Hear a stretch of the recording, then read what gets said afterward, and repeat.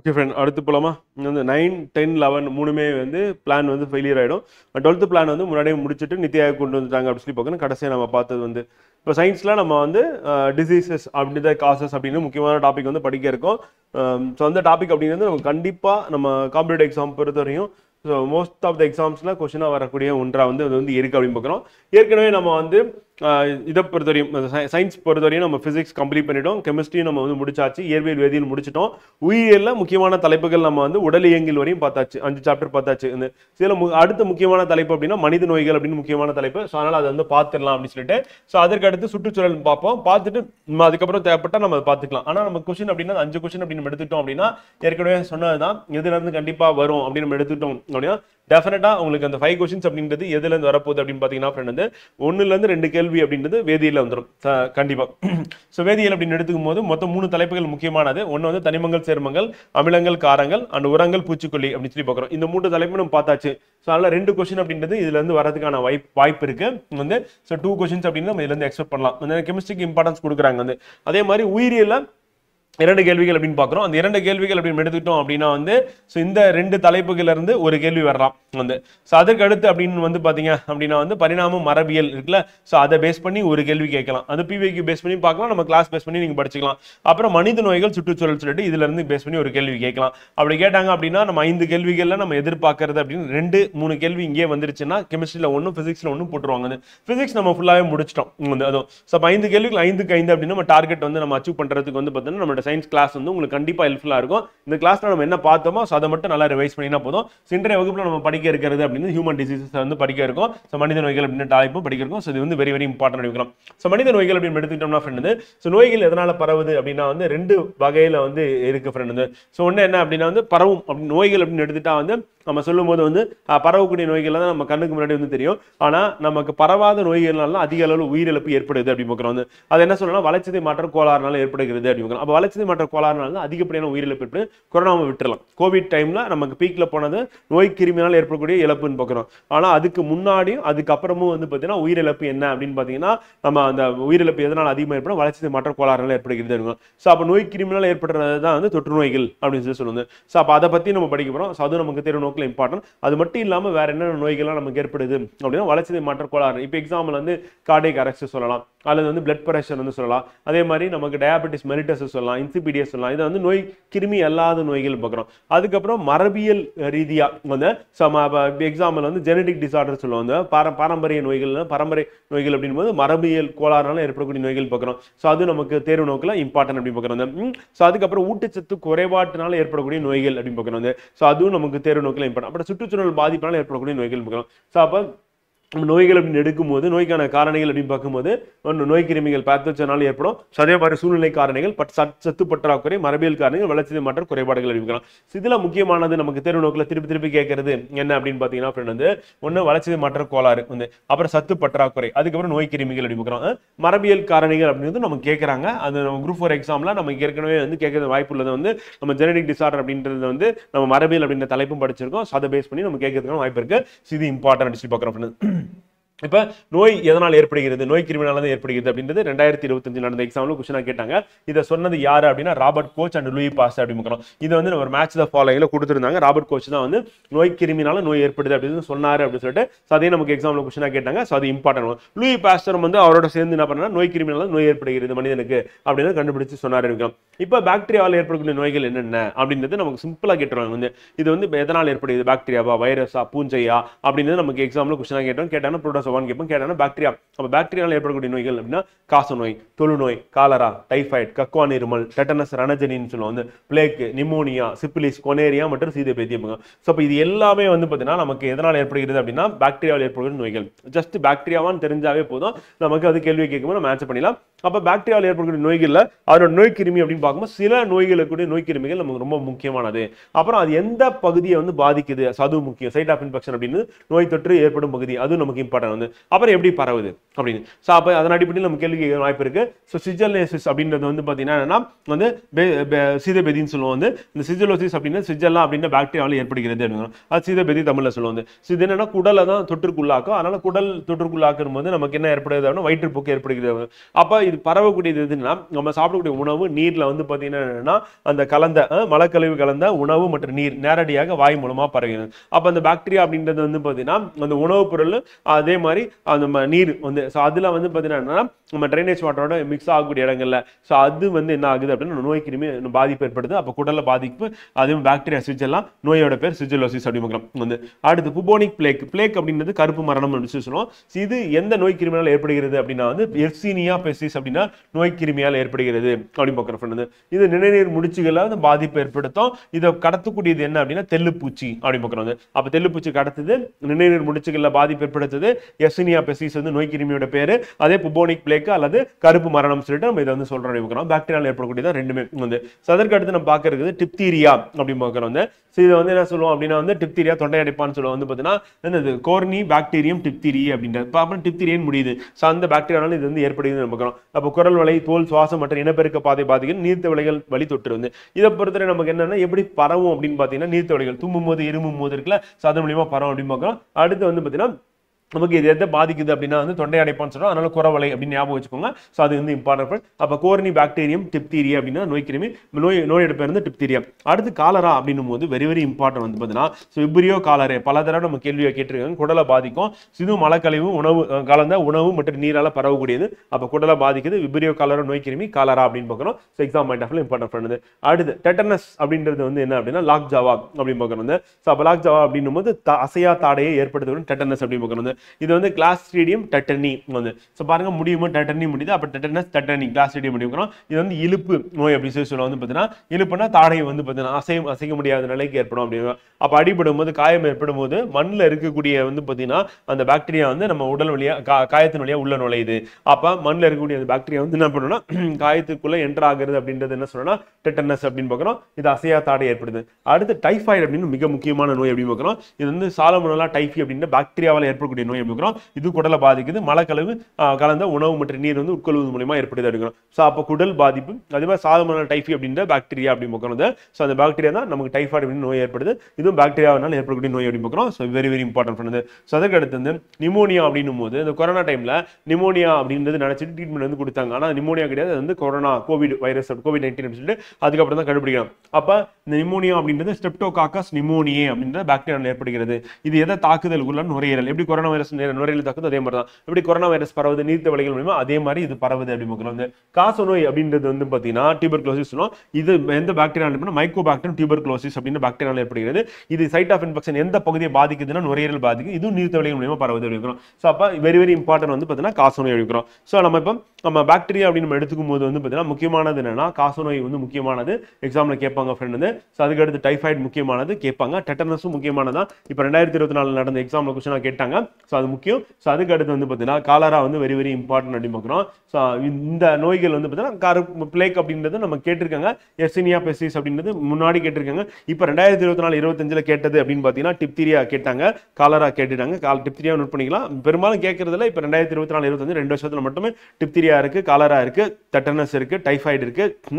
அதுக்கு அடுத்து வந்து பார்த்தீங்கன்னா நமக்கு காச நோய் இருக்கு அப்படின்னு பார்க்குறோம். ஸோ இது very very important bacteria diseases அப்படின்னு பார்க்குறோம் வந்து. ஓகேங்களா. ஸோ அடுத்து வந்து வைரஸ் அப்படின்னு பார்க்கணும்.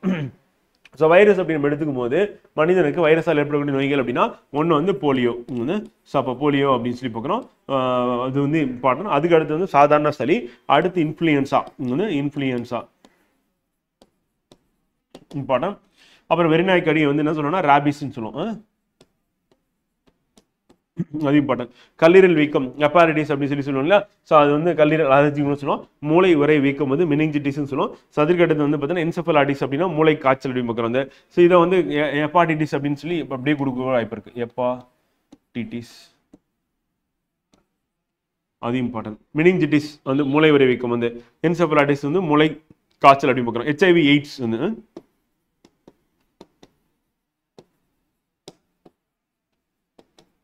ஸோ அப்படி கொடுக்கறதுக்கான வாய்ப்பு இருக்கு. இம்பார்ட்டன்ட்.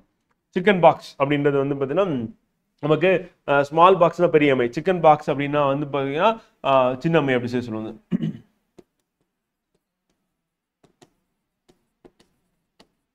ரூபெல்லா தான் வைரஸ். புட்டாளம்மை, மணல்வாரியம்மை, ஸ்மால் பாக்ஸ் வந்து பெரியம்மை.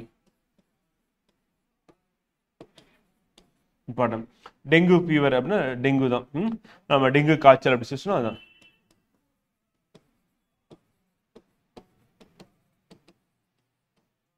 சிக்கன் குனியா தான்.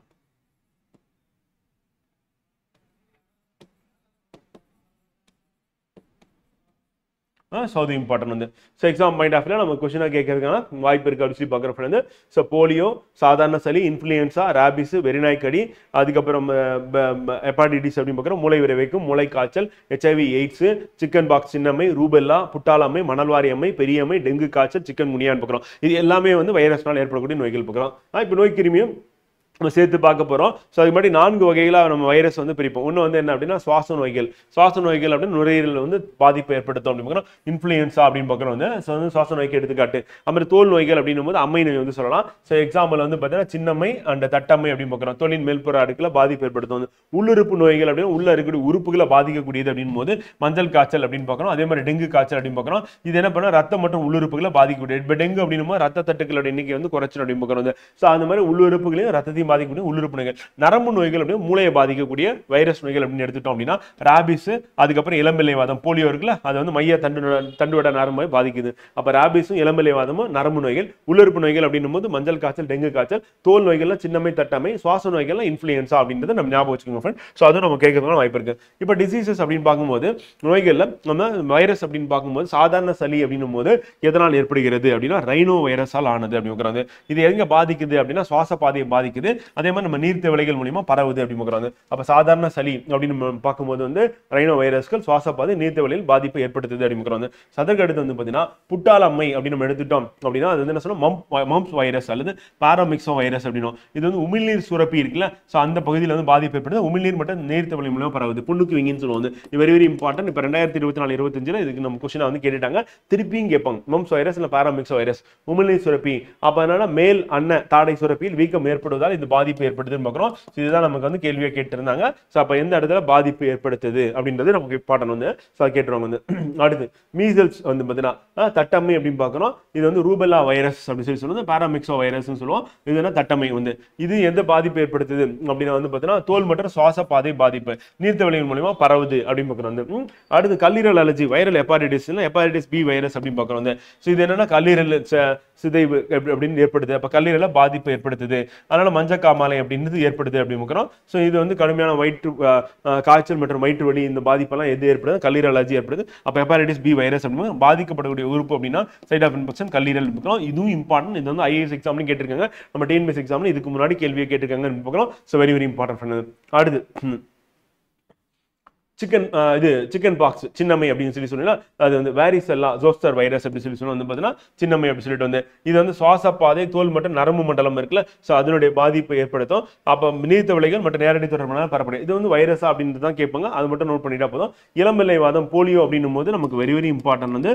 ஸோ போலியோ பொறுத்தவரையும் போலியோ வைரஸ் சொல்லிட்டு உலகில் போலியோ இருக்கக்கூடிய நாடுகள் அப்படின்னா பாகிஸ்தான், ஆப்கானிஸ்தான். அதனால நம்ம இந்தியாவில் வந்து பண்றோம் போலியோ அப்படின்றது சொட்டு மருந்து போட்டுட்டு இருக்கோம் அப்படின்னு பார்க்குறோம். இது குடல், மூளை, தண்டுவடம் பாதிப்பு ஏற்படுத்தும் அப்படின்னு பார்க்குறோம். நீர்த்த விலைகள் வாய்வழி மலத்தொற்று அப்படின்னு மூலமா இது வந்து பரவுது அப்படிங்க. இளம்பிள்ளைவாதம் அண்ட் போலியோ வைரஸ் அப்படின்னு. ஸோ அது இம்பார்ட்டன்ட். அடுத்து வந்து டெங்கு காய்ச்சல் அப்படின்னு எடுத்துட்டோம் அப்படின்னா டெங்கு வைரஸ் அல்லது ஃபிளாவி வைரஸ் அப்படின்னு பேரு. ஸோ அது நமக்கு இம்பார்ட்டன்ட். அல்லது 14 வைரஸ் அப்படின்னு பார்க்குறோம். ஸோ அப்போ டெங்கு வைரஸ் அல்லது ஃபிளாவி வைரஸ் எதுனா டெங்கு காய்ச்சல் பார்க்குறோம். இது தோல் மற்றும் ரத்தம் அதில் வந்து பாதிப்பை ஏற்படுத்த அப்படின்னு. இதை கடத்தக்கூடிய அந்த கடத்தி இருக்குல்ல, அது வந்து கேட்டிருக்காங்க ஃப்ரெண்ட். வந்து நோய் கிருமியை வந்து கடத்தக்கூடியது எது அப்படின்னா மஸ்கிட்டோ. அது வந்து ஏடிஸ் எஜ்ஜிபட்டி அப்படின்னு கொசுக்கள் மூலமா பரவுது அப்படின்னு பார்க்குறோம். ஸோ அது நமக்கு இம்பார்ட்டன்ட் அப்படி வெரி வெரி இம்பார்ட்டன்ட். கேட்கறதுக்கு வாய்ப்பு இருக்குது. அதுக்கு அடுத்து சிக்கன் குனியா அப்படின்றது வந்து பார்த்தீங்கன்னா நமக்கு கொசுக்கள் மூலமா பரவக்கூடிய ஒரு வைரஸ் தான், சாரி நோய் தான். ஸோ இது பரப்பக்கூடிய அந்த வைரஸோட பேர் என்ன அப்படின்னா ஆல்பா வைரஸ் அல்லது டோகோ வைரஸ் தான் என்னன்னா சிக்கன் குனியா அப்படின்னு பார்க்குறோம். இது வந்து நரம்பு மண்டலத்தில் பாதிக்கக்கூடியது அப்படின்னு பார்க்குறோம். ரத்தத்தை பாதிக்கிறது எது அப்படின்னா டெங்கு வைரஸ். பிளேட்லெட்ஸோட கவுண்ட் வந்து குறைஞ்சிடும். இது நரம்பு மண்டலத்தை பாதிக்குது அப்படின்னு பார்க்குறோம். இதை பரப்பக்கூடிய அந்த கொசுக்கள் அப்படின்னு இதுவும் ஏடிஸ் எஜ்ஜிபட்டி அப்படின்னு கொசுக்கள் வந்து இதை பரப்புது அப்படின்னு பார்க்குறோம். அப்ப நமக்கு சிக்கன் குனியாவும் சரி டெங்குவும் சரி வந்து பார்த்தீங்கன்னா பரப்பக்கூடிய எது அப்படின்னு கேட்டா ஏடிஸ் எஜ்ஜிபட்டி அப்படின்னா மஸ்கிட்டோ வந்து பரப்புது அப்படின்னு பார்க்குறோம். ஸோ அது எக்ஸாம் பாயிண்ட் ஆஃப்ல இம்பார்ட்டன்ட் பண்ணுது. அடுத்து நிஃபா வைரஸ் அப்படின்னு நம்ம என்ன சொல்றோம் அப்படின்னா இது வந்து எங்க பரவச்சு அப்படின்னு கேரளால பரவச்சு அப்படின்னு பார்க்குறோம். இதை பத்தி நமக்கு ஒரு பெரிய இன்ஃபர்மேஷன் இருக்கு. நர்ஸ் ஒருத்தவங்க வந்து இதை ட்ரீட் பண்றதுக்காக என்ன பண்ணாங்க, தன்னோட உயிரை வந்து கொடுத்துருப்பாங்க அப்படின்னு பார்க்குறோம். ஸோ அப்போ நிஃபா வைரஸ் அப்படின்றது வந்து இந்த பேஷண்ட்டுக்கான ட்ரீட்மெண்ட் வந்து சப்போர்ட் பண்ணக்கூடிய நர்ஸ் வந்து ஹாஸ்பிட்டலில் அவங்க இறந்துருவாங்க. ஸோ அவங்கள பற்றின செய்தியெல்லாம் வந்தது, அவங்களுக்கு அவார்டும் கொடுத்தாங்க அப்படின்னு நமக்கு தெரியும். இது வந்து ஒரு ஜூனோட்டிக் வைரஸ் அப்படின்னு பார்க்குறோம் வந்து. ஸோ விலங்குகளிடம் வந்து மனிதனுக்கு பரவக்கூடியது அப்படின்னு பார்க்குறோம். ஸோ அது நமக்கு இம்பார்ட்டன் வந்து இது வந்து என்னது காற்று தொற்று கலந்த உணவின் மூலமாக பரவக்கூடியது. இந்த வைரஸ்னா விலங்குகிட்ட மனிதனுக்கு பரவச்சுன்னா அது வந்து ஜூனோட்டிக். அதையே நமக்கு எக்ஸாம்பிள் கொஸ்டினாக வந்து கேட்டிருக்காங்க வந்து. நிஃபா வைரஸும் அப்படிதான் பரவச்சு, கொரோனா வைரஸும் அப்படிதான் நமக்கு பரவச்சு அப்படின்னு பார்க்குறோம். இது தீவிர சுவாச நோய் மற்றும் இறப்பை ஏற்படுத்தக்கூடியது அப்படின்னு பார்க்குறோம். இதுவும் கொரோனாக்கு அப்படியே பொருந்தும் அப்படின்னு பார்க்குறோம். நிஃபா அப்படின்றது கொரோனா வைரஸ் மாதிரி தான் பாதிப்பு ஏற்படுத்துது அப்படிங்கிறோம். ஸோ அதுக்கு அடுத்து ஸ்வைன் ஃப்ளூ, பன்றி காய்ச்சல் அப்படின்னு பார்க்குறோம். எப்போ இதை வந்து கண்டுபிடிச்சாங்க அப்படின்னா அங்கீகரிப்பு 1919 கண்டுபிடிக்கிறாங்க. ஸோ இப்போ இது வந்து எதன் மூலியமா பரவுது அப்படின்னா H1N1 வைரஸ் மூலியமா பரவுது அப்படின்னு பார்க்குறோம். ஸோ அது நமக்கு எக்ஸாம் பாயிண்ட் ஆஃப்ல இம்பார்ட்டன்ட் ஃப்ரெண்ட்.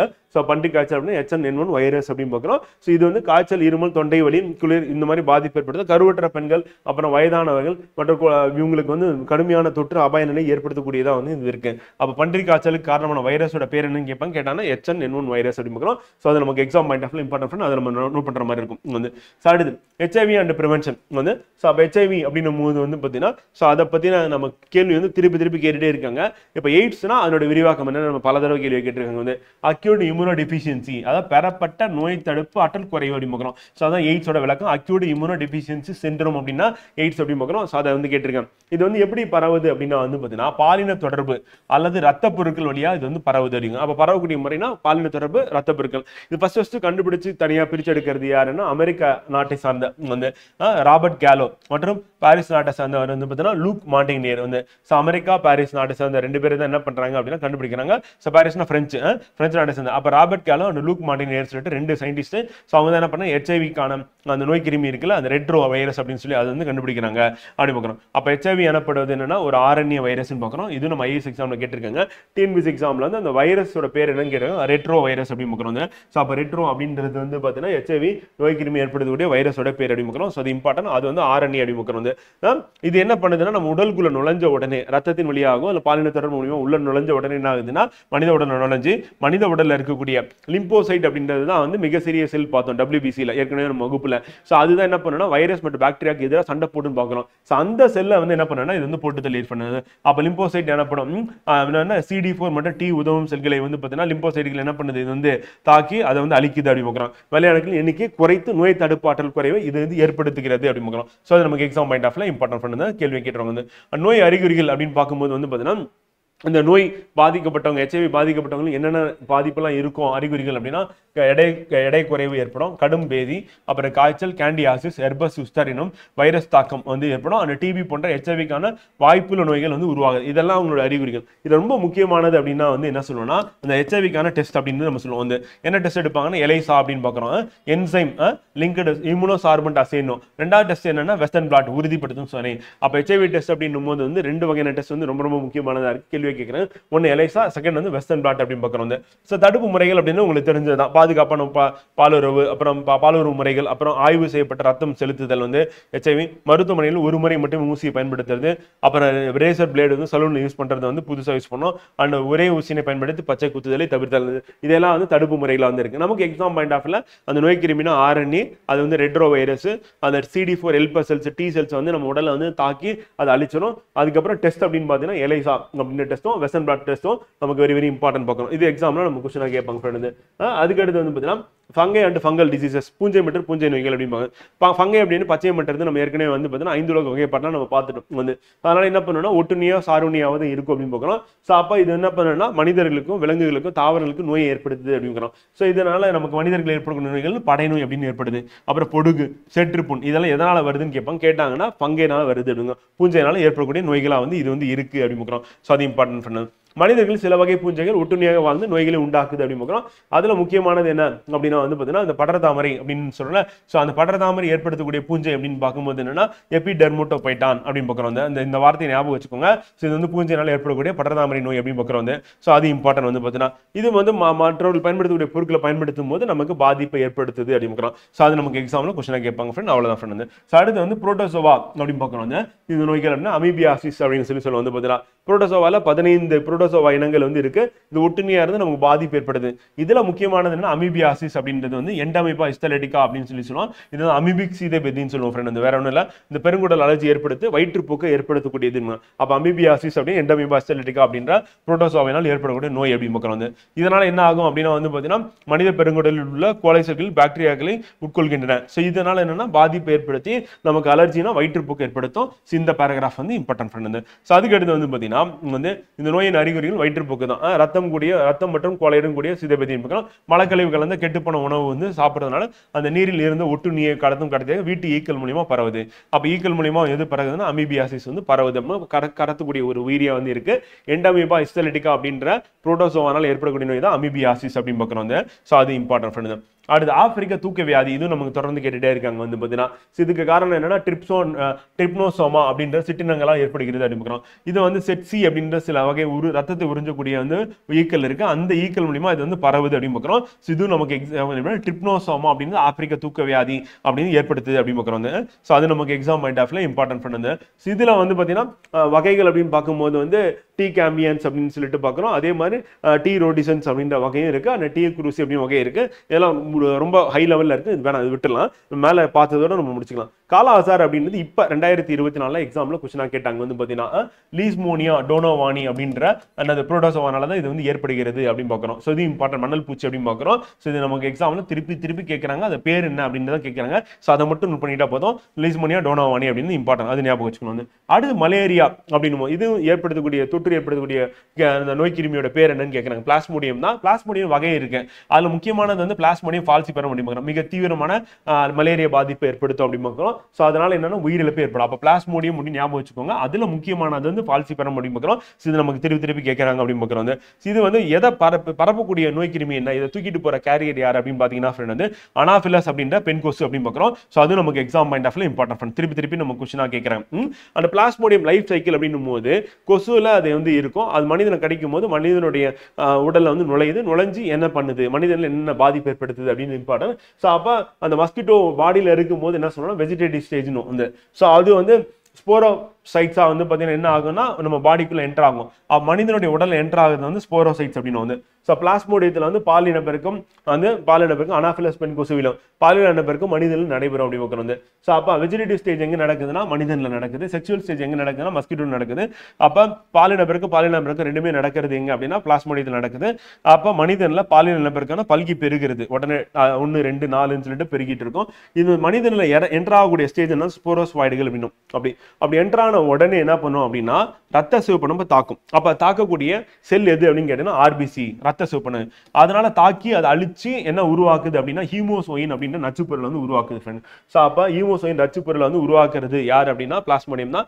மனித உடல் ஆர்பிசியை தாக்கி உருவாக்கக்கூடியது அப்படிங்க. இதனால என்னன்னா கடும் குளிர் காய்ச்சல் அப்படின்னு ஏற்படுகிறது. அப்ப ஹீமோசோயின் ஸ்போரோஸ்வாய்டு அது இதெல்லாம் வந்து இந்த வார்த்தை முக்கியம். ஆர்பிசி அப்படின்ற வார்த்தை முக்கியம். இந்த வார்த்தை வந்து நமக்கு மலேரியா நோயோட தொடர்புடையது அப்படின்னு சொல்லி ஞாபகம் வச்சுட்டா போதும் ஃப்ரெண்ட். அவ்வளோ. ஸோ அதுக்கு எடுத்து மலேரியாவுக்கு ஒரே ஒரு தடுப்பூசி இருக்கு ஃப்ரெண்ட். அது என்ன அப்படின்னா வந்து பார்த்தீங்கன்னா ஆர்டிஎஸ் மஸ்குரிஸ் அப்படின்றது தான் மலேரியாக்கான தடுப்பூசி அப்படிங்க. 2015 வரை மலேரியாவுக்கு அங்கீகரிக்கப்பட்ட ஒரே தடுப்பூசியா இது வந்து இருக்கு அப்படின்னு பார்க்குறோம். ஸோ அது இம்பார்ட்டன்ட். ஆர்டிஎஸ் மஸ்குரிஸ் எதுக்கு அப்படின்னா மலேரியாக்கான தடுப்பூசி அப்படின்னு பார்க்குறோம். அதுக்கு அடுத்து பாராசைட்டிக் மேக்ரோஆர்கனிசம். இதுவரையும் நம்ம பார்த்ததெல்லாம் மைக்ரோ ஆர்கனிசம். இப்போ பார்க்கறது மேக்ரோஆர்கனிசம். இப்போ பெரிய இது புழுக்கள் அளவில் இருக்கக்கூடியது அப்படின்னு பார்க்குறோம்.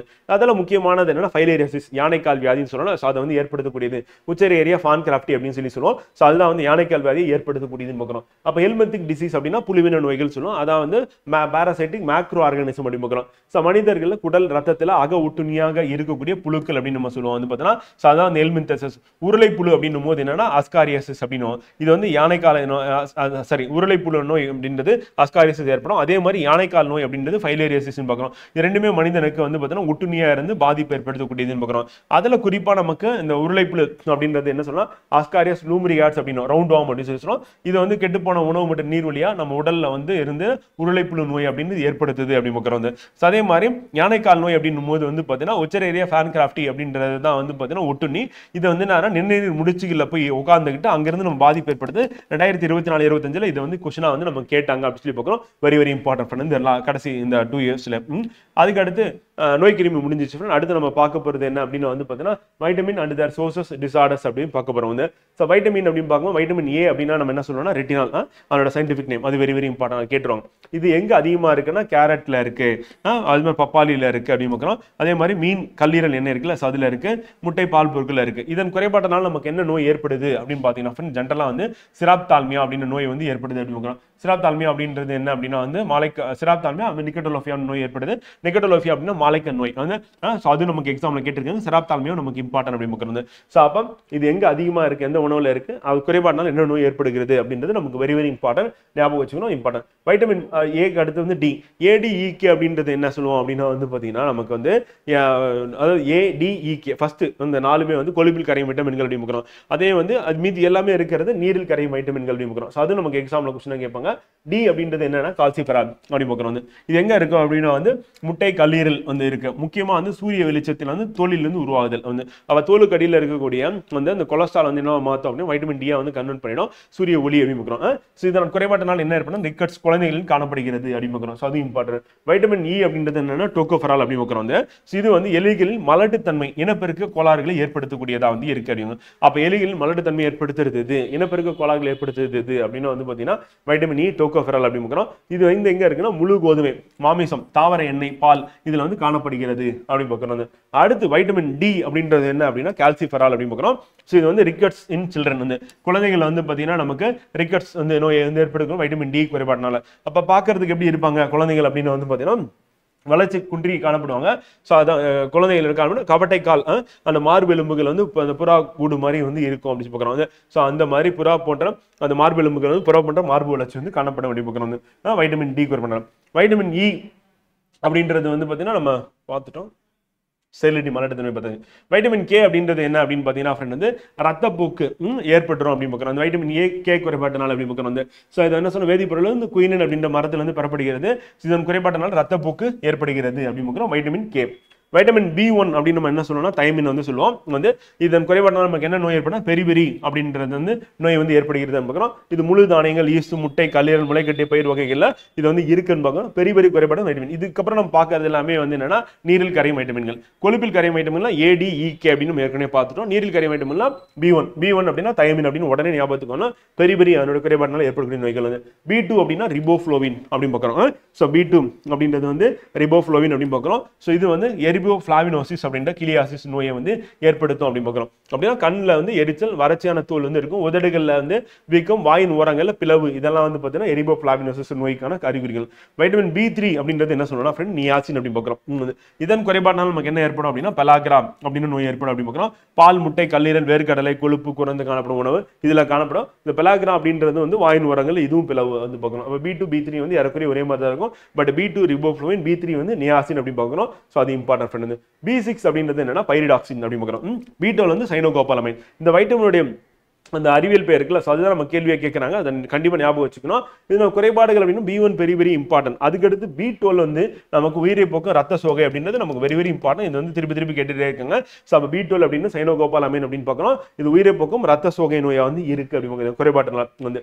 அடுத்து வைட்டமின் சி அப்படின்றது எங்க இருக்குன்னா வைட்டமின் சி வந்து சயின்டிபிக் நேம் வந்து அஸ்கார்பிக் அமிலம். இது வந்து சிட்ரஸ் ஃப்ரூட்ஸ்னு சொல்லுவாங்க ஃப்ரெண்ட். ஸோ அதுல வந்து இருக்கு அப்படின்னு பார்க்கணும். அப்போ சிட்ரஸ் பழங்கள் இது வந்து காணப்படுகிறது. இதன் குறைபாடுனால் என்ன ஏற்படுதுன்னா ஸ்கர்வி அப்படின்ற நோய் வந்து நமக்கு வந்து ஏற்படுகிறது அப்படின்னு பார்க்கணும். ஸோ அது நமக்கு எக்ஸாம் பாயிண்ட் ஆஃப்ல இம்பார்ட்டன்ட், கண்டிப்பாக ஞாபகம் வச்சுக்கணும். ஹிஸ்ட்ரி பார்க்குறோம் வந்து ஓகேங்களா. இதுவரை நம்ம பார்த்தது வந்து பார்த்தீங்கன்னா வைட்டமின் டிஃபிஷியன்சி டிசார்டர். இதுக்கப்புறம் பார்க்க போகிறது என்னன்னா heredity disease or genetic disorder அப்படின்னு பார்க்குறோம். பரம்பரை நோய்கள் அல்லது மரபியல் நோய்கள் அப்படின்னு சொல்லி பார்க்குறோம். வந்து ஒரு நிமிஷம்.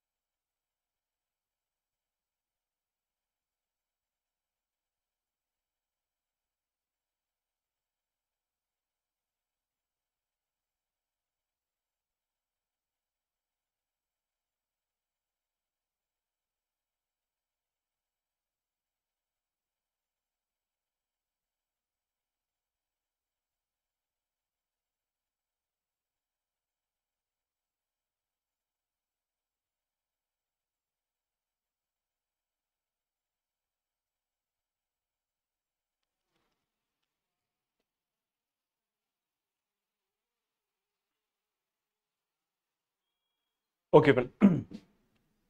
ஸோ பரம்பரை நோய்கள் அல்லது மரபியல் நோய்கள் அப்படின்னு எடுத்துட்டோம் அப்படின்னா ஃப்ரெண்ட் வந்து இதெல்லாம் சிம்பிளாக தான் கேள்வி கேட்குறாங்க.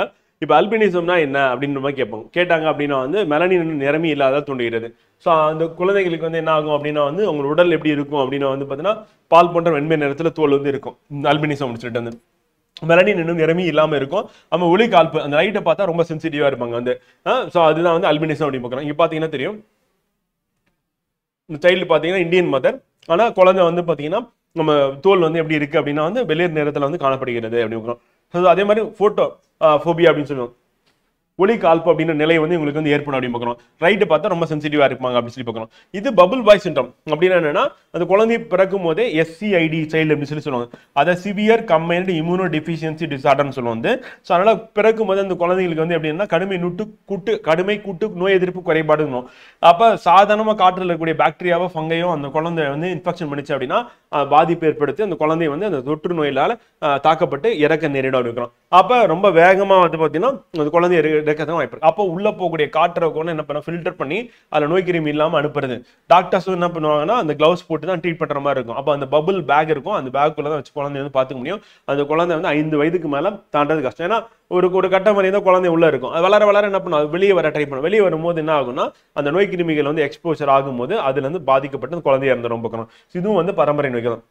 அடுத்து வந்து பார்த்தீங்கன்னா நம்ம டவுன் சிண்ட்ரோம் அப்படின்னு சொல்லி சொல்லுவோம். இந்த மாதிரி ஸோ டவுன் சிண்ட்ரோம் அப்படின்னா நமக்கு இன்டெலெக்சுவல் வந்து டிசபிலிட்டின்னு பார்க்கணும். வந்து மூளை வளர்ச்சி கம்மியாக இருக்கும். அண்ட் ஃபேஷியல் எக்ஸ்பிரஷன் வந்து பார்த்தீங்கன்னா பார்க்கும்போது தெரியும் குறைபாடு அப்படி முக்கிறோம். இது வந்து குரோமோசோம் குறைபாட்டினால ஏற்படக்கூடிய நோயாக வந்து இருக்கு அப்படிமுக்கிறோம். ஸோ அதே மாதிரி ஹீமோஃபிலியா ரத்தம் முறையாமை வந்து அடிப்பட்டா ரத்தம் முறையாமல் வந்துகிட்டே இருக்கிறது அப்படிமுக்கிறோம்.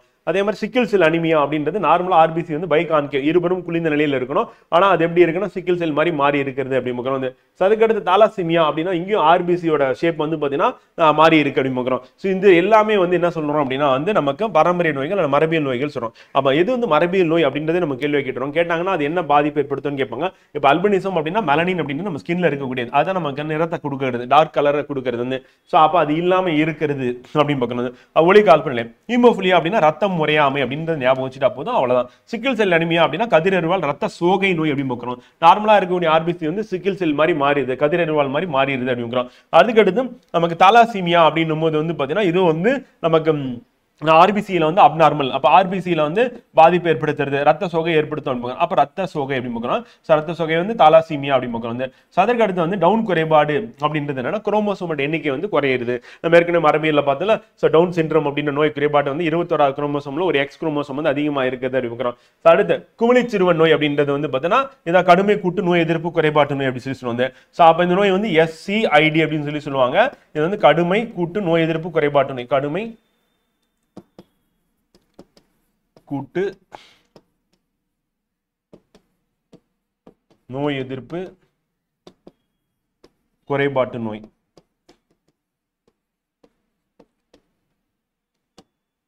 இது இம்பார்ட்டன்ட் பண்ணுது. இதை நம்ம சொல்றதுக்கான வாய்ப்பு இருக்கு அப்படிங்கிறோம்.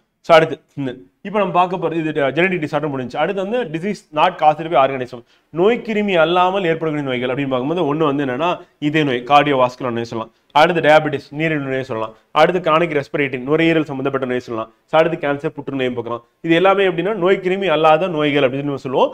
அப்போ மெட்டபாலிக் டிசார்டர்ஸ் அப்படின்னு வந்து இப்போ நோய் கிருமி அல்லாத நோய்கள் வந்து ஆரோக்கியம் மனிதர்ல ரத்தத்துல சர்க்கரையின் அளவு எப்படி இருக்கணும் சாப்பிட்றதுக்கு முன்னாடி அப்படின்னு கேட்டீங்கன்னா 80 to 120, சாப்பிட்டதுக்கு அப்புறம் எவ்வளவு இருக்கணும் அப்படின்னு கேட்டீங்கன்னா 140. அப்ப உணவு உண்ணாத நிலையில வந்து பாத்தீங்கன்னா 80ல இருந்து 120, உணவு உண்ட பிறகு வந்து 140 மில்லிகிராம் வந்து per 100 மில்லி லிட்டர் அப்படின்னு பார்க்கணும்.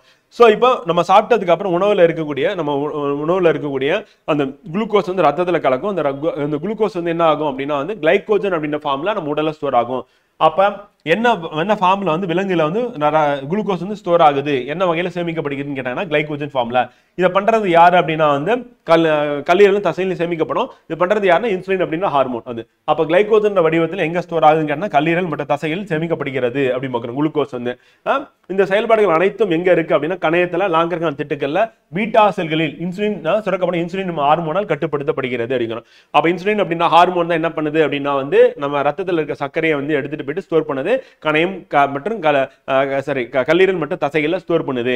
இந்த ஹார்மோன் எங்க சுரக்குதுன்னா கணையத்துல சுரக்குது. கணையத்துல லாங்கர்கான் திட்டுக்கள்ல பீட்டா செல்கள் சுரக்குது அப்படின்னு பார்க்கிறோம். அது எக்ஸாம் இம்பார்ட்டன்ட். இம்பார்ட்டன்ட். இப்போ சரியா சுரக்கல கணையத்துல அந்த இன்சுலின் சரியா சுரக்கல அப்படின்னா அதுக்கு பேர் என்னன்னா டயபெட்டிஸ் மெலிட்டஸ் அப்படின்னு பேர். இந்த மாதிரி வேற என்னென்ன நோய்கள்லாம் வந்து வளர்ச்சி மாற்ற கோளாறுனால ஏற்படக்கூடிய நோய்களா வந்து இருக்கு அப்படின்னு பாத்தீங்க அப்படின்னா வந்து ஒன்னு டயபெட்டிஸ் மெலிட்டஸ் சொல்லுவோம், அதுக்கப்புறம் கேன்சர் புற்றுநோய் வந்து சொல்லுவோம், அல்சைமர் டிசீஸ் வந்து சொல்லுவோம், டயபெட்டிஸ் இன்சிபிடியஸ் அப்படின்னு நோய் வந்து சொல்லுவோம். இது எல்லாமே வந்து வளர்ச்சி மாற்ற கோளாறுனால ஏற்படக்கூடிய நோய்களா இருக்கு அப்படின்னு பார்க்கலாம்.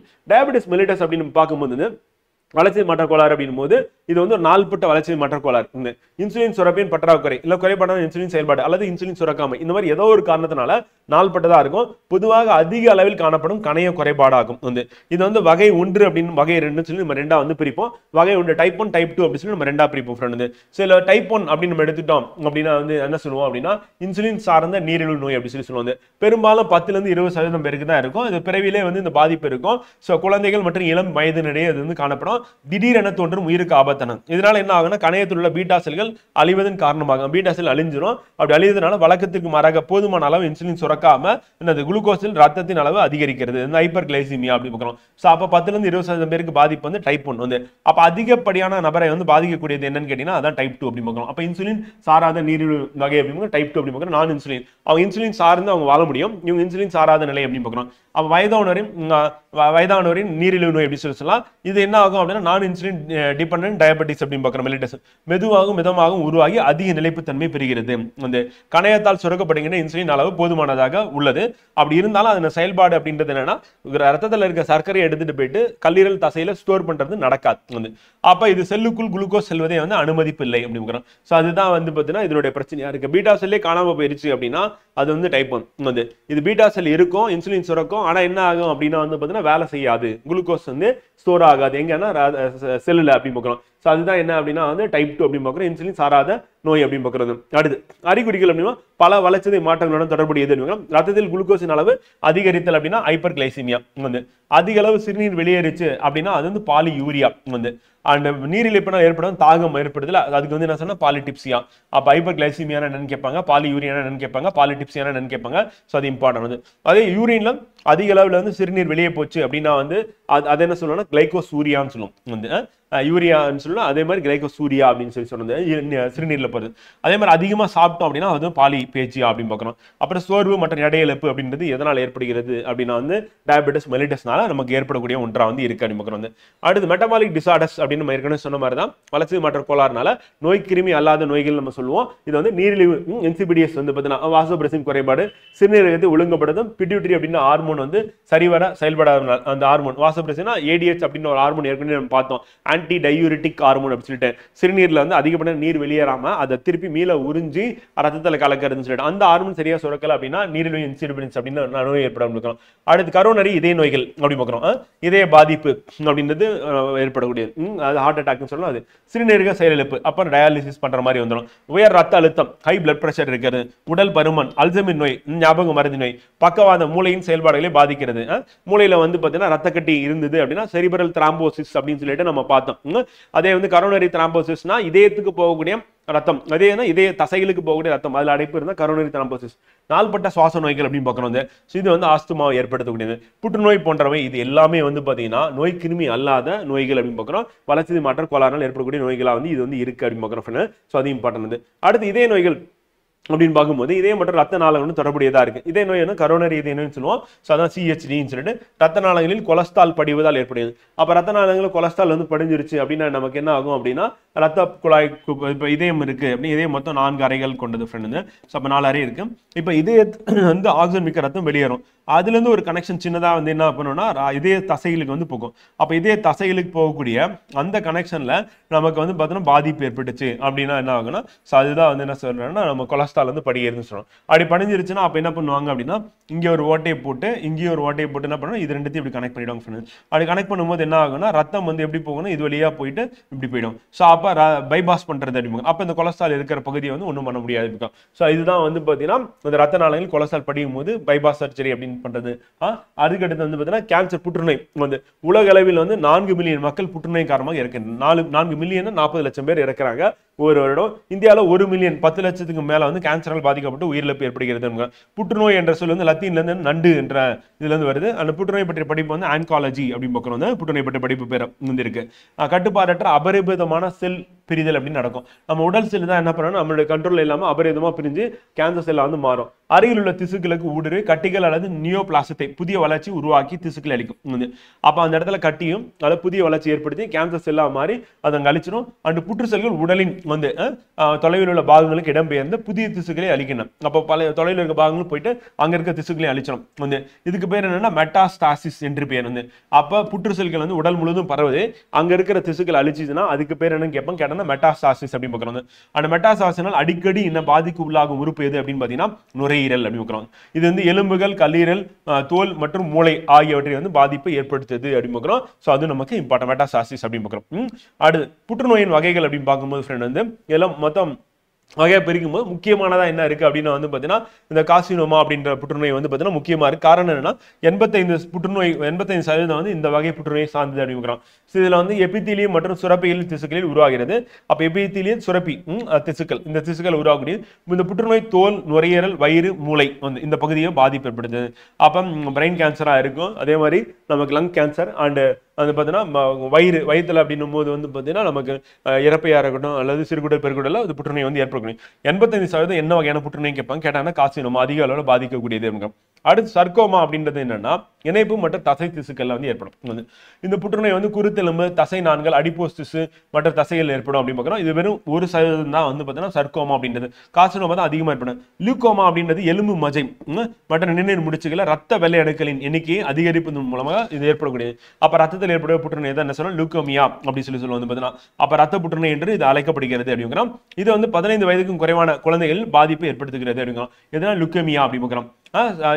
கார்சினோமா அப்படின்றது அதிக அளவில் பாதிப்பு ஏற்படுத்தக்கூடிய புற்றுநோயா வந்து இருக்கு அப்படின்னு பார்க்குறோம். புற்றுநோய் சிகிச்சை அப்படின்னு பார்க்கும்போது அறுவை சிகிச்சை புற்றுக்கட்டிகளை நீக்கிறது மூலியமா நம்ம அறுவை சிகிச்சை வந்து பண்றாங்க.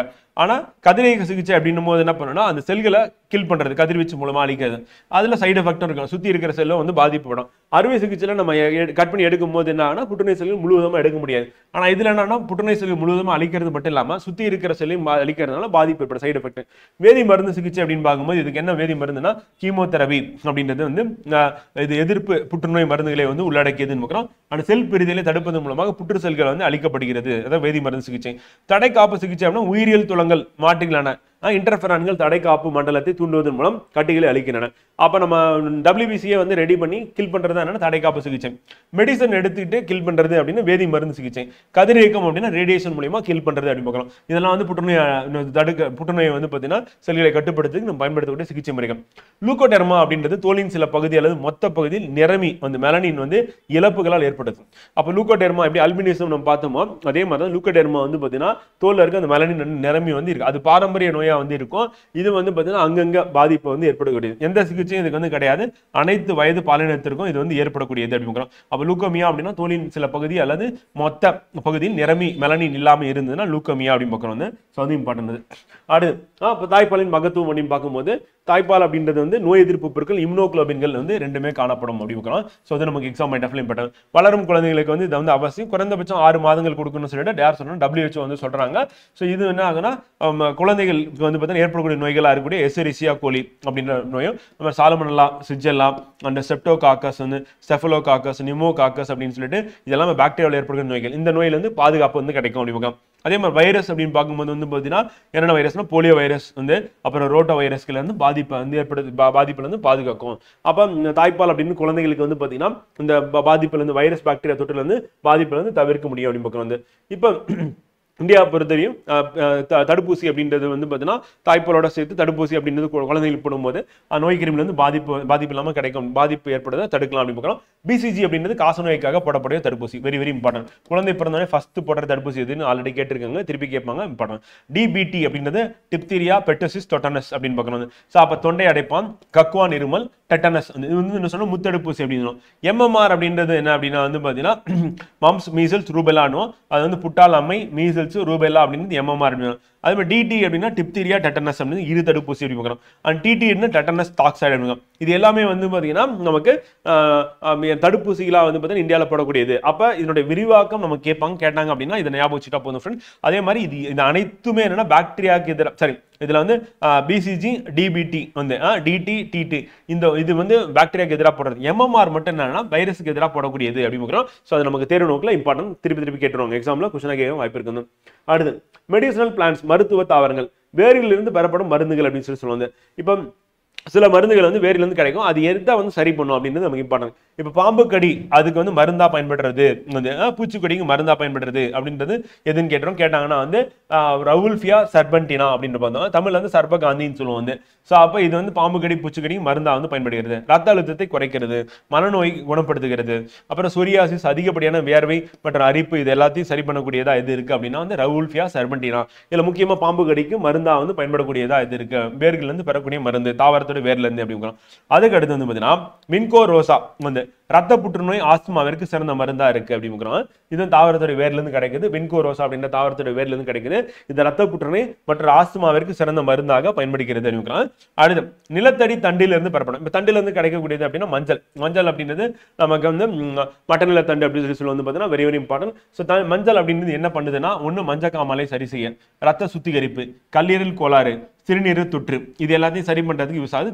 தீ காயத்தின் போது அந்த பேஸ்ட் எடுத்து அப்ளை பண்ணோம் அப்படின்னா வந்து பாத்தீங்கன்னா நமக்கு சரியாகும். அது மாதிரி அல்லியம் செஃபா அப்படின்றது வந்து என்ன அப்படின்னா வெங்காயம் சொல்லுவோம். இது இருமல் மஞ்சள் காமலை வந்து பார்த்தீங்கன்னா ஏற்பட தடுக்கும். அண்ட் அல்லியம் சாத்திவம் அப்படின்றது வந்து பார்த்தீங்கன்னா பூண்டு வந்து. ஸோ அது நமக்கு எக்ஸாம் பாயிண்ட் ஆஃப் இம்பார்ட்டன்ட் வந்து பார்த்தீங்கன்னா இது என்ன பண்ணுன்னா நரம்பு மண்டல கோளாறுகள் இருக்கு, காய்ச்சல் இருக்கு, அதே மாதிரி நம்ம மூச்சு குழாய் அலர்ஜி இது எல்லாத்துக்கும் வந்து பார்த்தீங்கன்னா மருத்துவ ரீதியாக வந்து பார்த்தீங்கன்னா இந்த பூண்டு அப்படின்றது பயன்படுகிறது. அப்போ உணவே மருந்து அப்படின்ற கான்செப்ட் வந்து பார்த்தீங்கன்னா நம்ம உண்ணக்கூடிய உணவுல மஞ்சள் இருக்க போது, வெங்காயம் இருக்க போது, பூண்டு இருக்கு அப்படின்னு பார்க்கலாம். இதெல்லாம் நமக்கு வந்து பாதிப்பு ஏற்படுத்தும். அதே மாதிரி தீ காயம் அப்படின்னா பேஸ்ட் மஞ்சள் பேஸ்ட் வந்து யூஸ் பண்ணலாம். அடுத்து மரப்பட்டையில இருந்து பெறப்படும் மருந்துகள் அப்படின்னு பார்த்தீங்கன்னா குயினின் அப்படின்ற மருந்து வந்து பார்த்தீங்கன்னா வந்து கொய்னா மரம் தமிழ்ல சொன்னோம். சின்கோனா மரத்துல இருந்து கிடைக்குது. இதை ஃபர்ஸ்ட் சவுத் அமெரிக்கால இருந்து இந்தியால அது நீலகிரியில வந்து இன்ட்ரோடியூஸ் பண்றாங்க அப்படின்னு பார்க்கலாம். இந்த மரத்துல இருந்து பெறக்கூடிய அந்த பட்டையில இருந்து என்ன ஆகுதுன்னா கிடைக்கக்கூடிய புரோட்டோசோவாவை கில் பண்ணக்கூடிய பவர் வந்து இருக்கு. அப்போ புரோட்டோசோவா நோய் ஏற்படுனா ஒன்று வந்து அமீபிக் வயிற்றுப்போக்கு சிதைபதி, ரெண்டாவது என்ன அப்படின்னா மலேரியா காய்ச்சலுக்கும் அமீபிக் சிதைபதிக்கும் மருந்தா பயன்படுறது என்ன அப்படின்னு கேட்டாங்கன்னா அந்த சின்கோனா அப்படின்னு மரப்பட்டையில இருந்து பெறக்கூடிய வந்து பார்த்தீங்கன்னா குயினின் அப்படின்ற மருந்து பார்க்குறோம். ஸோ அது நமக்கு எக்ஸாம் பாயிண்ட் ஆஃப் இம்பார்ட்டன்ட். மரப்பட்டையில இருந்து கிடைக்கக்கூடிய மருந்தா வந்து பார்க்குறோம். அடுத்து தண்டுகள் மற்றும் மரத்திலிருந்து பெறப்பட்ட மருந்துகளை சாண்டல் ஆல்பம் சந்தன மரம் இருக்குல்ல. ஸோ அந்த சந்தன மரம் அப்படின்றது வந்து சந்தன கட்டை அது வந்து நமக்கு எதுக்கு யூஸ் ஆகுது அப்படின்னா வந்து ஒன்று வந்து குளிர்ச்சியை ஏற்படுத்தும் தோல்ல வந்து. அதே மாதிரி அலர்ஜி தோல் நோய்களை குணப்படுத்த பயன்படுகிறது. தலைவலி காய்ச்சல் நோயாளிகளுக்கு பயனுள்ளதாக எது இருக்கு அப்படின்னா வந்து பார்த்தீங்கன்னா மஞ்சள் வந்து காரணமா இருக்கு அப்படிங்கிறோம். மூச்சுக்குழாய் அலர்ஜி அப்புறம் இடைப்பட்ட காய்ச்சலுக்கு எண்ணெய் பயன்படுத்தப்படும். தோல் நோய்களுக்கு இது வந்து எண்ணெய் பயன்படுத்தப்படுகிறது. மஞ்சள் சந்தனம் வந்து தோல் நோய்க்கு பயன்படுகிறது. அப்புறம் தோல் அலர்ஜி அதுக்கப்புறம் குளிர்ச்சியை வந்து ஏற்படுத்துகிறது. இலைகளிலிருந்து கிடைக்கக்கூடியது அப்படின்னா கற்றாழை. நம்ம கற்றாழை சோத்து கற்றாழைன்னு சொல்லல. ஸோ அந்த கற்றாழை அப்படின்றது வந்து பார்த்தீங்கன்னா நமக்கு கல்லீரல் மண்ணீரல் விரிவாக்கத்தை குறைக்கிறது. அது வந்து வீங்கிறது வந்து குறைக்கும். அதே மாதிரி பைல்ஸ் பிரச்சனை இருக்கு, மஞ்சக்காமலை இதுக்கும் வந்து எது யூஸ் ஆகுது அப்படின்னா கற்றாழை வந்து பயன்படுகிறது. இதோட இலைச்சாறு வந்து பார்த்தீங்கன்னா குடல் புழு நீக்க பயன்படுகிறோம் குழந்தைகளுக்கு அப்படின்னா. அப்போ கற்றாழையோட அந்த இலைச்சாறு வந்து குடல் புழு நீக்க பயன்படக்கூடிய இந்த மருந்தா வந்து இருக்கு அப்படின்னு பார்க்குறோம். மலர்கள் அப்படின்னு பார்க்கும்போது நம்ம லவங்கம் அப்படின்னு சொன்னா அது அதுல இருந்து கிடைக்கக்கூடிய இந்த கிராம்பு எண்ணெய் அப்படின்றது வந்து பாத்தீங்கன்னா அந்த பல்வலி ஒரு கிராம்பு எடுத்துட்டு அந்த பல் வலி இருக்கிற இடத்துல வச்சிங்க அப்படின்னா வலி நிவாரணியாக செயல்படுகிறது அப்படின்னு கிராம்பு. ஸோ அது இம்பார்ட்டன்ட். அடுத்து பழங்கள் அப்படின்னு பார்க்கும்போது நம்ம நெல்லி மரம் நெல்லிக்காய் அப்படின்னு இருக்குல்ல அது வந்து ஸ்கர்வி நோய் குணப்படுது. ஏன்னா வைட்டமின் சி இருக்கு, சிட்ரஸ் ஃப்ரூட்ஸ்ல இருந்து கிடைக்கும், நம்ம ஏற்கனவே பார்த்தோம். ஸோ அது வந்து பயன்படுது. அதே வந்து அதோட விதை வந்து நமக்கு என்னன்னா மலச்சிக்கலை சரி பண்ணக்கூடியதா இருக்கு, கான்ஸ்டிபேஷனை சரி பண்ணக்கூடியதா இருக்கு அப்படின்னு பார்க்குறோம். ஸோ அது நமக்கு வந்து இம்பார்ட்டன்ட் எடுக்கிறோம். அதே விதையிலிருந்து பெறக்கூடிய எண்ணெய் அப்படின்றது மருந்து சுத்திகரிப்பு மருந்தாக பயன்படுகிறது அப்படின்னு பார்க்குறோம். ஸோ அதுவும் இம்பார்ட்டன்ட். இப்போ கேட்டீங்கன்னா நமக்கு வந்து மலச்சிக்கல் தான்.